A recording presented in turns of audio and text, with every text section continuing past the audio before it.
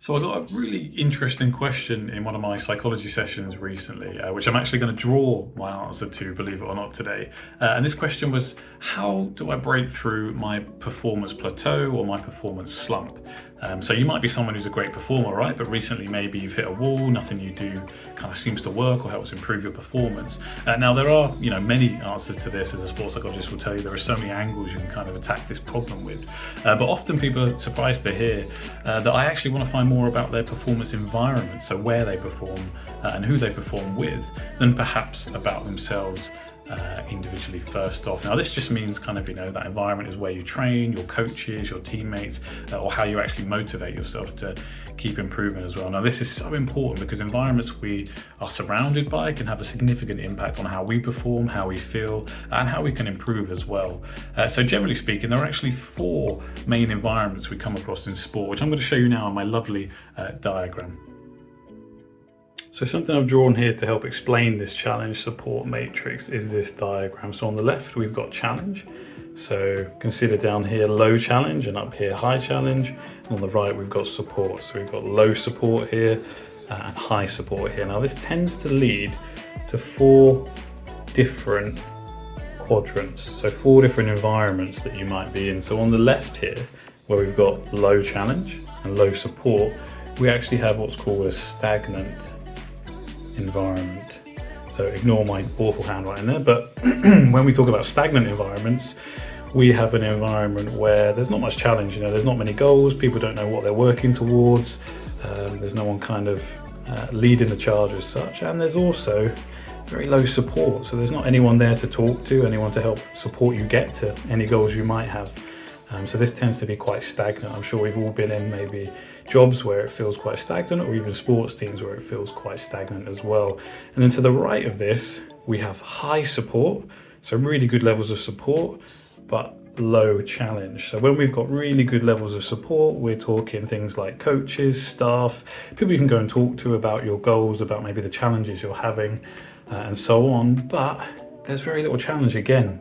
There are no real goals. There's no one giving you direction, or you're not finding direction for yourself here. There's nothing to aim for perhaps sometimes, and maybe what you are aiming for and competing in is almost too easy at this point. So what that creates is a comfortable environment. So when we say comfortable here, think about places where perhaps there is real good security. You're never going to be kicked from a team. You don't have to do too much to improve yourself or to change things. You're still getting paid, you're still getting good results, you've got really good support, but there's no real challenge. There's nothing pushing you, there's nothing challenging you to improve.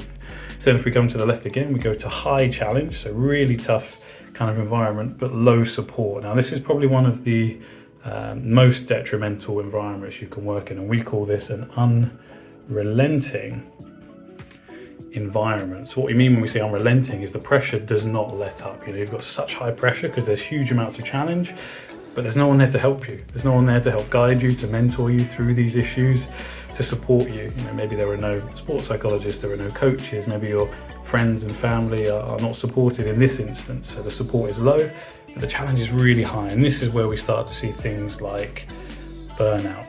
A really common thing in sports psychology that we deal with is burnout from athletes, from players, whatever people might be doing. So that can be really, really tough up there. And then we have our final quadrant, kind of what we'd call the Goldilocks zone. And this is high support. So you've got great support from your staff, from your family, from your friends, from yourself as well. And then high challenge as well. There's a good amount of challenge, there's a good amount of drive, there's enough kind of goals you have to be aiming for, and the challenge, the people you're facing off against, they're challenging, but you can kind of get to their level, you can beat them. And we would call this a facilitative environment. My lovely handwriting there again. So as you can see, if we zoom out a little bit, you've got stagnant, comfortable, unrelenting, borderline burnout, and then facilitative, that kind of ideal zone that we want to be getting to.